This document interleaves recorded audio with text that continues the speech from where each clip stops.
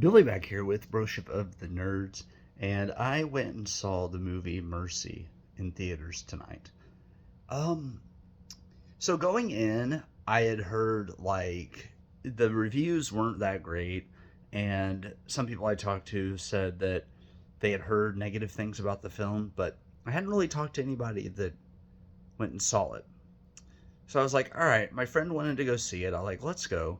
So we went, and there were only, it's a small town theaters. There were only like five of us, but it's also the last night they're showing the film here in town. The town next to us also wasn't showing it, so we were like, okay, let's just go in town. Really cold out, by the way. My gosh, I've noticed this year I've gotten colder, but I think it's just because I've lost some weight. Uh, so, anyways, Mercy. So the basic premise is Chris Pratt's character. He wakes up in this chair, and he's on trial for the murder of his wife. And there is a AI judge, and you have 90 minutes to convince the judge that you are innocent, and it gives you a percentage of guilt. And if you drop below 92%, you were let go. If not, you're executed on the spot. So in this film, Chris Pratt's he wakes up with like a hangover. He doesn't recall the day's event. He is just like getting up and getting going, and he's tied to this chair, strapped in basically, and it's starting to like click some things. But basically, the idea of AI judges with a time limit, I don't like that. I think that the 90 minutes is too short.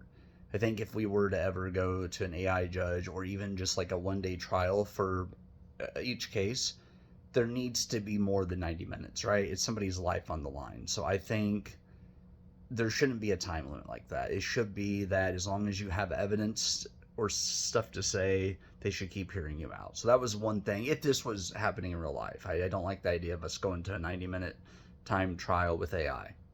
But having said that, I like the story.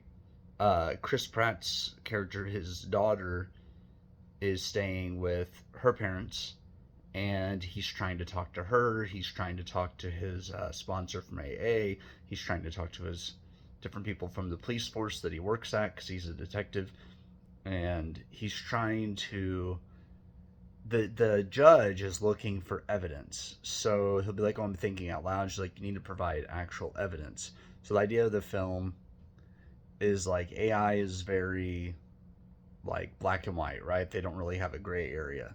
And so he is trying to operate in the gray in order to prove his innocence. So it's like he's trying to go, what if this happened and this happened? And he's sending this lady that worked with him all across the city. The police force are going all across the city to try to prove his innocence. And there's so many different people involved as far as that goes. But he's in this chair, and you know, I went in kind of thinking, this movie's not going to be that good because the people that reviewed it said like Chris Pratt didn't get to use his humor. I enjoyed seeing him playing a serious character because we see him in like the Jurassic movies where he has serious moments, but he's a lot of times he does comedy in there too. Same thing with Guardians of the Galaxy. He's great. But I'm glad we were able to see him show off his range because he was able to pull off serious really well. And the emotions he displays and everything very believable. I really liked it. Um, I would say, and I should have thought about this before I went to see the movie. Always form your own opinion. There have been movies that I was told, oh, it's bad, don't see it, or oh, this isn't worth your time, or I read a review, oh, this is awful, and I really end up liking the film. And vice versa. There's been movies everyone's like, oh, it's great, it's great, it's great. I go see it and I'm like, not for me.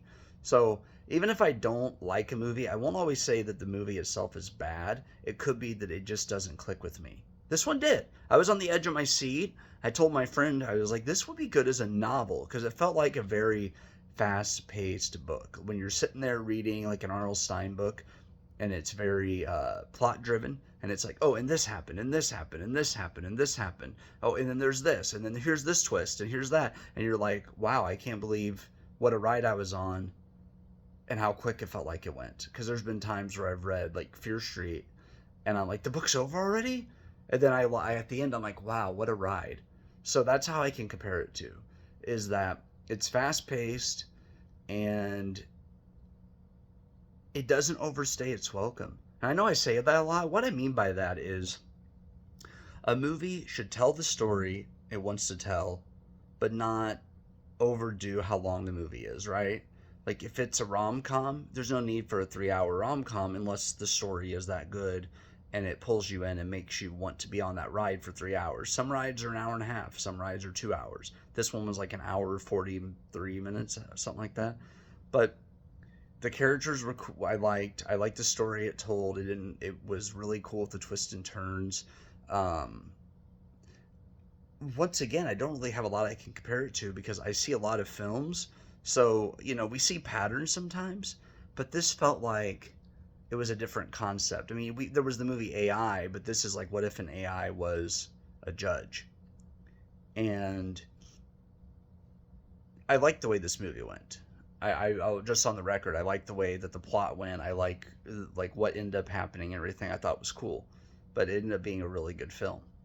And it just proves that we need to be able to look at a movie as a work of art and see it before we judge it, right? I mean, now I have had all this. So there are some exceptions to that rule, guys. I've actually seen, there's a few movies that everybody that's seen it that has the same taste as me or similar taste as me says, do not see this film. And then if I do end up watching it and it ends up being awful, it's like, ugh. But there have been a few that people have said this is bad, and I'm like, I still want to see it. I remember there was a movie, um, not, I want to say it was like 2020, whenever we were all at home, right? Social distancing and everything. When we were after work, we'd come home and stay home, not get out, which I actually ended up liking and getting used to it. But Songbird. No, wait, is it Songbird? Sofia Carson and KJ Apa were in a film. Everyone said it was bad, but then depending on what your perspective was, which mine for that one was, anyways, getting off track. My point is, make your own opinion. When you see a movie, see it for yourself. Make your own opinion. Don't listen to what everybody else says. Go watch it. See what you think.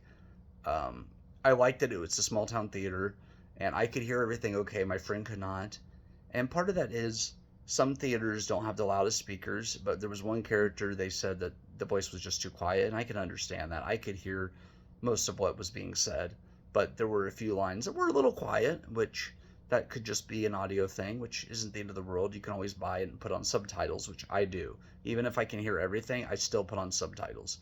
Um, let's see.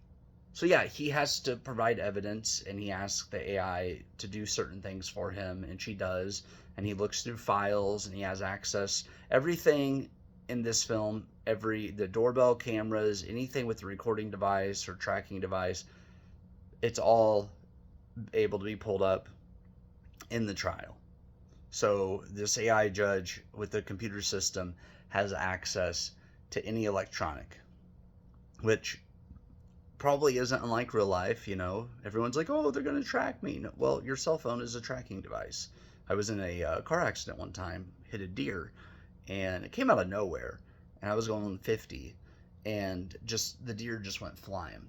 Anyways, the police was able to track my precise location from my phone, so that was great. So they can already track us. Don't worry about it. Just don't do anything stupid. Um, so there was that aspect of it. And then going around trying to narrow down the suspects of who he thought may have killed his wife instead of him, because everything was coming back in a blur to him, right? Because of the hangover. Like he remembered doing certain things, but then he started questioning some things too. And his daughter, he saw some of like her content on of social media and stuff through this AI program, and that helped him a little bit more. So yeah, I really, really dug it. Go see it from your own opinion. This is one of those that if you weren't able to make it to theaters, try to buy a copy or see it when it comes out for streaming. If you don't want to spend the money and it comes out for streaming, watch it there first, then make that decision. Because I don't want to tell people to go spend 25, 30, 35 bucks to buy a film if they're not going to like it. So I would say try to find a place to stream it and then buy it if you enjoy it. But yeah, I'm definitely buying this one. This one's one that when it comes out, I'm going to get because I will rewatch it and show other friends. Amateur was kind of similar in the sense that this this was different though because they thought he killed his wife. In the Amateur, the guy's wife is killed, and he wants to get revenge. But it was fast paced and had me on the edge of my seat, hooked from the first minute, just like that movie did. So yeah, that's what I think. I like these actiony, uh, like governments, military, police movies where someone's been killed and they're trying to either get revenge, figure out who's doing it and why, or like in this case, he's the one on trial and he has to prove his innocence. And I won't tell you what happens, but it's a good movie. So I definitely say check it out. And this was my third movie seeing this year. So far, I've seen The Housemaid, which has been my favorite thus far. It was just addicting and good, and I need to read the book. And then I just saw a couple of days ago Send Help. That one was also good. And then I saw Mercy. So far, normally the movies you see in January, there's not a lot of big hits. I've been January, February, wintertime. I've enjoyed all three of these films. So, and there's still more to come out. Cold Storage comes out this month with Joe Keery and Liam Neeson. Definitely excited to see that. So yeah, there's quite a bit coming out here this year. And I hope to be to the movies 20 or so times, hopefully, if my schedule allows. I really do enjoy going to see films. That's all I have, guys. Take care.